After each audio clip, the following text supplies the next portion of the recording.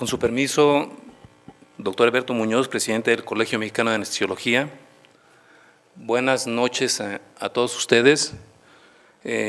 Agradezco su presencia a nombre del Colegio Mexicano de Anestesiología y del Hospital General Manuel G. González. Es para nosotros un honor estar en esta aula magna del hospital con mayor tradición en México.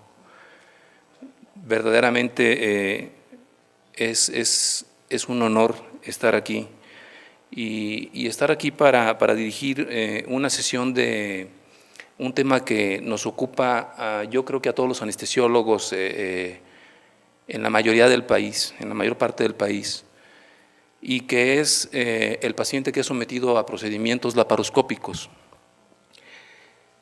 Evidentemente que las alteraciones hemodinámicas que ocurren en el paciente que es sometido a un procedimiento laparoscópico llegan a tener consecuencias en pacientes inclusive sanos.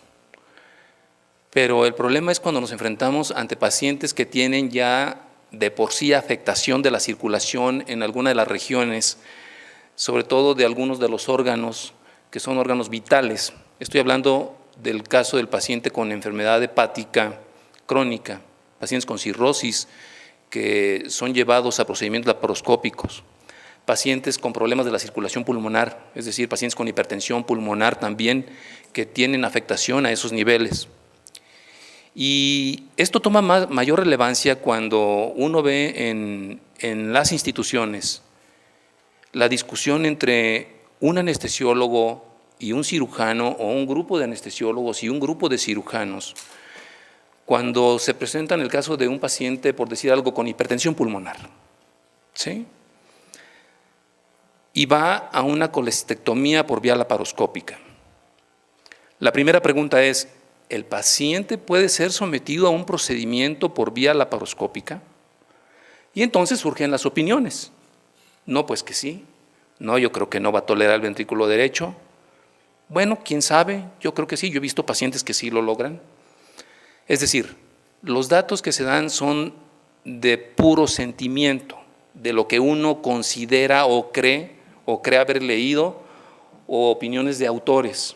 Y menciono esto porque en la literatura no hay ningún estudio metodológicamente bien realizado que de manera contundente nos haga hacer alguna aseveración con respecto a los trastornos de la circulación regional ante un procedimiento laparoscópico. Sin embargo, tenemos datos y trataremos de si existen dudas o múltiples comentarios seguramente, con todo gusto les atenderemos. Y para esto, primeramente quiero presentar a la doctora Sandra María Ruiz Beltrán.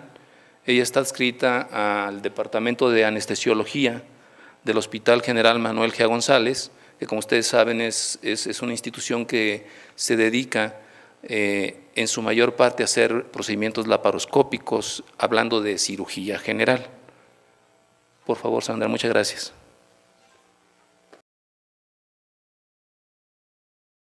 Buenas noches, yo soy residente del Hospital Dr. Manuel G. González. Estoy muy agradecida que hayan venido a escuchar. Vamos a hablar el día de hoy de la hemodinamia en la laparoscopía como una introducción en los pacientes sanos para la clase siguiente. La siguiente, por favor. Ay. Hola, yo le doy. Perdón. Bueno, primero, en resumen, las repercusiones hemodinámicas que vamos a tener en la cirugía laparoscópica van a aparecer por arriba de los 10 milímetros de mercurio y van a permanecer estables entre los 10 a 12 milímetros de mercurio, y por arriba de los 15 milímetros de mercurio ya van a ser cuando van a tener repercusiones en la clínica. Va a haber una disminución del índice cardíaco entre un 20 y un 59%, un aumento de la presión arterial, una elevación también de lo que son las resistencias vasculares. Esto va a ser de las resistencias tanto sistémicas, que van a aumentar en un 65%, y las resistencias pulmonares, que van a aumentar hasta en un 90%. Y también vamos a tener una disminución de lo que son el flujo sanguíneo renal, en un 75%, que nos puede dar también una disminución en el gasto urinario de un 50%. Bueno, hay varios factores, no es solo, como generalmente pensamos, el neumoperitoneo es el culpable de todos los cambios hemodinámicos en la cirugía laparoscópica, sino que van a ser una serie de factores los que nos van a dar estas alteraciones. Vamos a tener el neumoperitoneo, que va a ser uno de los factores que lo van a alterar, las posiciones del paciente, la respuesta neurohumoral que se van a presentar los pacientes, la hipercapnia en el caso del neumoperitoneo con CO2, que es el que más comúnmente se usa, y también nosotros como anestesiólogos vamos a participar en estos cambios hemodinámicos. Bueno, este es un resumen, este es un estudio que se hizo en 20 pacientes, ASA1, ASA2, son pacientes únicamente ASA1 y ASA2, fueron 20 pacientes y que se les hizo una cirugía, una colecistectomía. Se les midieron los niveles de presión arterial media, la frecuencia cardíaca, la presión de la aurícula derecha, las presiones de enclavamiento pulmonar, el gasto cardíaco y las resistencias periféricas vasculares.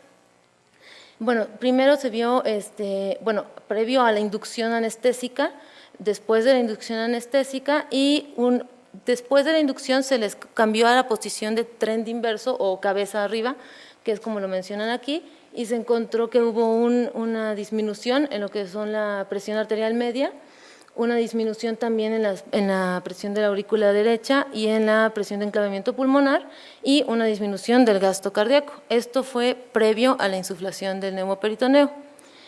Luego se insufló el neumoperitoneo y 5 minutos después se encontraron los siguientes cambios, que fue al contrario, fue un aumento de la presión arterial media con un aumento de las resistencias periféricas, tanto sistémicas como las resistencias pulmonares, un aumento en las presiones de la aurícula derecha y en la presión de enclavamiento pulmonar, pero también se conservó la disminución del gasto cardíaco, que fue significativo tanto a los valores preinducción como a los valores ya después de haber estado inducido el paciente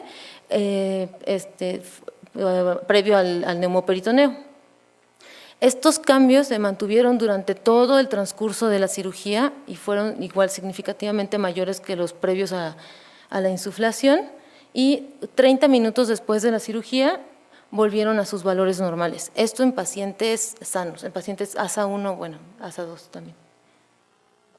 Bueno, en cuanto a los diferentes factores que nos van a alterar la hemodinamia en la cirugía laparoscópica, bueno, tenemos el neumoperitoneo, que nos va a condicionar un aumento de la presión intraabdominal, con una compresión de lo que es la vena cava y por lo tanto una disminución del retorno venoso, y esta sí en los miembros inferiores.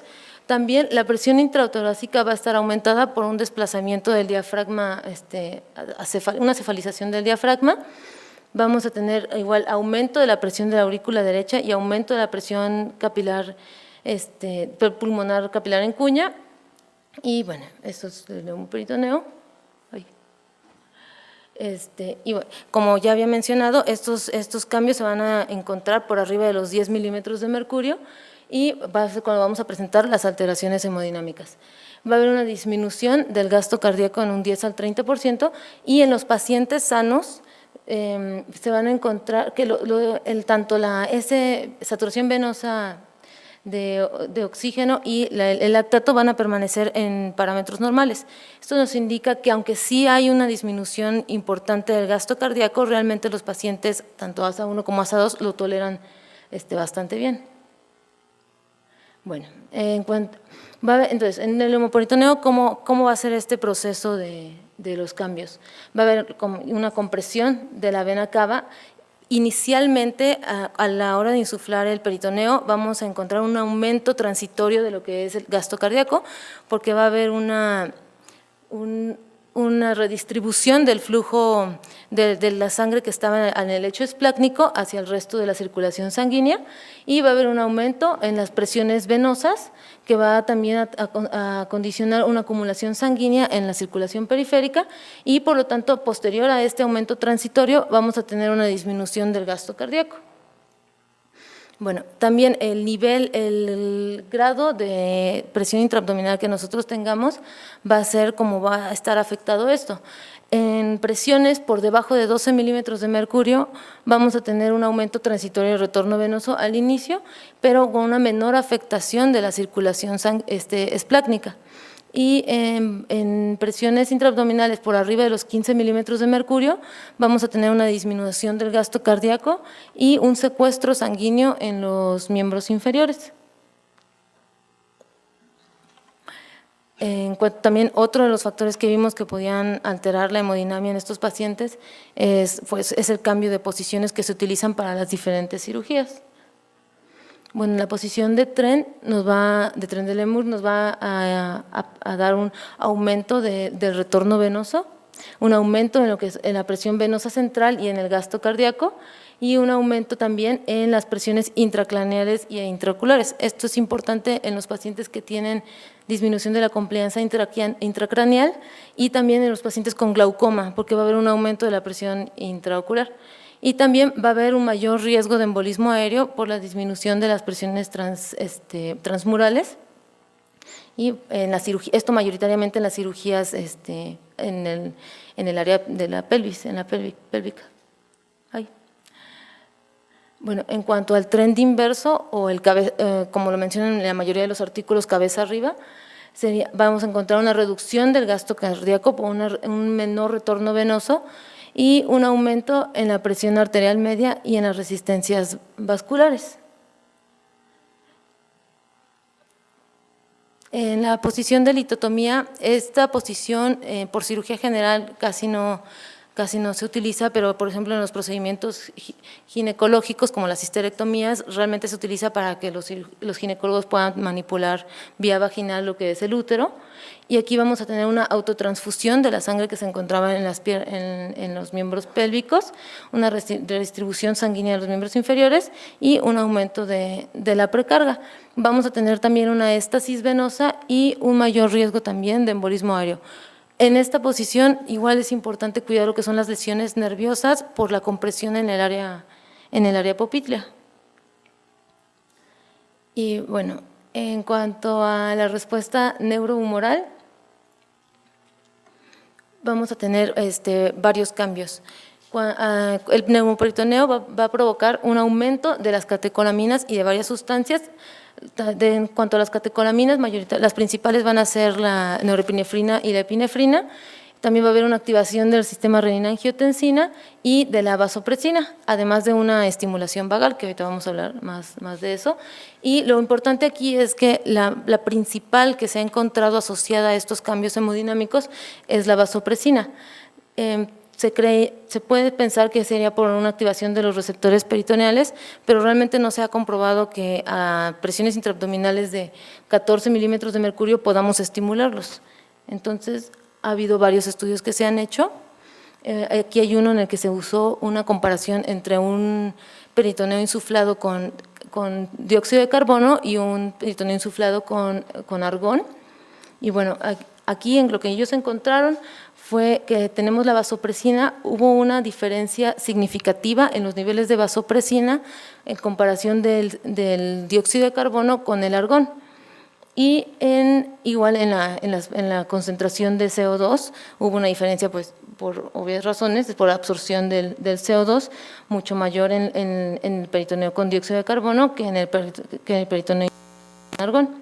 Y en cuanto a la epinefrina, norepinefrina y sistema renina-angiotensina, los tres se elevaron de igual manera en los dos grupos. Sí hubo una diferencia en cuanto a los niveles en el neumoperitoneo que a los previos a la insuflación, pero entre los dos grupos no hubo diferencia en estas sustancias. Bueno, y en este mismo estudio, en los valores hemodinámicos se midió la frecuencia cardíaca, la presión arterial media, el gasto cardíaco y las resistencias vasculares sistémicas.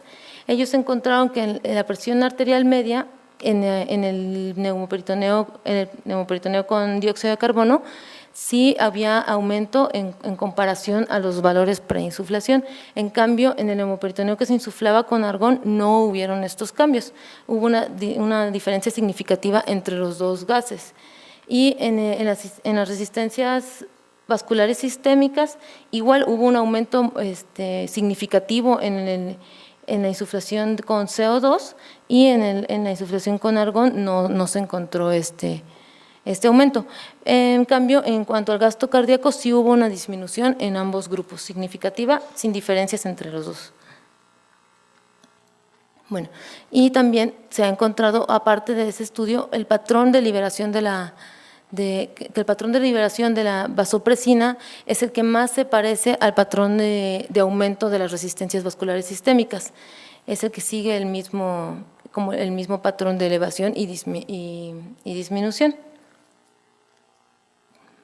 Bueno, en cuanto a los cambios ventilatorios y respiratorios, vamos a tener una disminución en la distensibilidad de un 30 a un 50%, una disminución de la capacidad funcional residual, y en pacientes sanos en los que se insufló un peritoneo de 14 para una presión intraabdominal de 14 milímetros de mercurio, en los que los inclinaron 10 a 20 grados, no se encontró una modificación en el espacio muerto o en los cortocircuitos pulmonares. Cabe aclarar que 10 a 20 grados realmente es una inclinación muy ligera. En cuanto a la presión arterial con el CO2, el CO2 es altamente difundible en sangre y por eso es que va a pasar rápidamente a la circulación a la hora de que se insufle el peritoneo. En pacientes despiertos, porque se ha insuflado el peritoneo en pacientes despiertos, hay un aumento de la ventilación minuto autogenerada por el paciente y realmente no hay un aumento en la presión arterial de CO2. Ellos aumentan su ventilación minuto y pueden aumentar hasta un 60%. En cambio, pacientes en los que nosotros estamos controlando la ventilación, hay un aumento en la presión arterial de CO2 y va a alcanzar una meseta entre los 15 y los 30 minutos. Y esto se puede apoyar a solucionar con un aumento de la ventilación minuto de un 15 a un 25%, aunque esto puede ser variable siempre y cuando tratemos de mantener al paciente en una eucapnia. Bueno, en cuanto a la hipercapnia, nos va a dar una activación del sistema simpático, un aumento de la presión arterial, un aumento en la contractilidad cardíaca y una mayor predisposición a arritmias. Y esto también puede ser ya que se sensibiliza el miocardio a las catecolaminas por el efecto del CO2. Bueno, en las complicaciones respiratorias vamos a tener una muy común, el enfisema subcutáneo. Las causas van a ser la insuflación extraperitoneal o también puede ser un efecto inevitable, un efecto secundario por la absorción del CO2 que no se puede prevenir. Lo vamos a sospechar cuando tengamos un aumento del end-tidal del CO2 posterior a que hubiéramos alcanzado la meseta o por clínica. Tocamos al paciente y podemos palpar el enfisema. El tratamiento pues, es más que nada aumentar la ventilación alveolar de un 10 a un 25% igual. Si no hay mejoría y sigue aumentando, se puede detener temporalmente la insuflación del neumoperitoneo y también usar presiones de insuflación más bajas. En cuanto al neumotórax, el neumomediastino y el neumoperitoneo también son complicaciones que pueden ocurrir. Estas pueden ser a través de remanentes embriónicos, a través de defectos diafragmáticos, puntos débiles en los hiatos esofágicos y aórticos y laceraciones pleurales. Estas mayoritariamente van a ser del lado izquierdo y los remanentes embriónicos más del lado derecho. El manejo del capnotórax, igual el CO2 es altamente difundible, realmente puede llegar a tener una reabsorción espontánea, depende de la magnitud, tarda entre unos 30 a 60 minutos y se le puede dar al paciente un manejo con ventilación con PIP. Y en caso de que se trate de un neumotórax, pues es un manejo tradicional para un neumotórax y se hace el manejo con una sonda pleural. La intubación endobronquial es una complicación muy común. Esta sucede, bueno, ya muchos de nosotros lo hemos visto, a causa de un desplazamiento diafragmático y un movimiento una cefalización de la carina. Es fácilmente manejable, se puede reacomodar el tubo endotraqueal. En cuanto al embolismo aéreo, Eso es la complicación más temible que nosotros vamos a tener en la cirugía laparoscópica. Afortunadamente es la más rara. Esta puede ser ya sea por inyección directa del gas en un vaso o por la insuflación en una víscera abdominal. Esa aumenta el riesgo en pacientes con cirugías previas, y una manera de tratar de prevenirlo es dar una precarga con líquidos que va a disminuir el riesgo de embolismo aéreo. En cuanto a la fisiopatología, vamos a tener que puede ser secundaria una insuflación rápida y con presiones altas. El gas va a formar como un tapón gaseoso en lo que es la vena cava o en la aurícula derecha, impidiendo el flujo sanguíneo, y vamos a tener una obstrucción del flujo venoso. Esto va a disminuir el gasto cardíaco y puede llegar incluso a llegar a un colapso circulatorio. En pacientes que presenten foramen ovar permeable puede haber un embolismo paradójico que requieran, con una menor cantidad de gas, pueden mostrar alteraciones hemodinámicas importantes. El tratamiento va a ser la liberación del neumoperitoneo. Podemos poner al paciente en posición de Durán, en decúbito lateral izquierdo y en posición de Trendelenburg, una fracción inspirada de oxígeno al 100% y aumento en la ventilación minuto. También se puede hacer apoyo de un catéter venoso central y para la reabsorción del gas, y el soporte vital avanzado en caso de que el paciente esté en un colapso circulatorio. Bueno, en resumen, en cuanto a estas complicaciones para el diagnóstico, vamos a tener una intubación selectiva. El end-tidal no va a mostrar cambios, puede llegar a haber una desaturación y las presiones de la vía aérea aumentadas con hipoventilación de uno de los unipulmonar. En el enfisema subcutáneo vamos a tener un end-tidal aumentado, la saturación no va a presentar cambios, la presión de la vía aérea tampoco va a presentar cambios y se va a palpar la crepitación subcutánea. El capnotórax se va a encontrar un end-tidal igual aumentado, una desaturación, una presión de la vía aérea aumentada que va a ser igual que lo que va a presentar el neumotórax, y va a presentar hipoventilación, hiperresonancia y enfisema subcutáneo. Esto vamos a diferenciar los dos en cuanto al end-tidal, ya que el capnotórax va a presentar un end-tidal aumentado y el neumotórax disminuido por la disminución en lo que es el gasto cardíaco.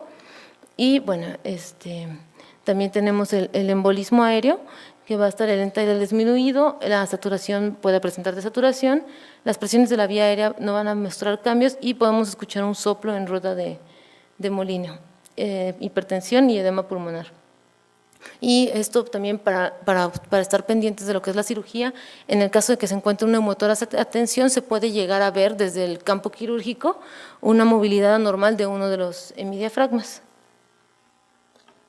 En cuanto a la anestesia, bueno, nosotros vamos a participar en varias secciones. Vamos a tener los inhalados, vamos a tener inhalados como el isoflorano, que van a tener un efecto vasodilatador, los va a hacer de preferencia para los pacientes con compromiso de la circulación regional.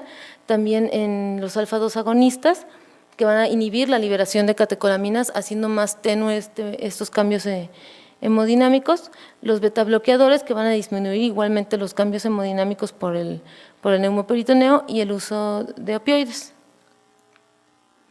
Y bueno, aquí este es un estudio que se hizo en comparación usando pacientes con clonidina, se les administró clonidina para ver cómo sucedían los cambios hemodinámicos, y encontramos que realmente la clonidina mostró una diferencia significativa en los cambios de la presión arterial media, disminuyendo el aumento que se encontraba por el neumoperitoneo, igualmente en las resistencias vasculares sistémicas, y esto mayoritariamente por el efecto también en lo que es la epinefrina y la norepinefrina.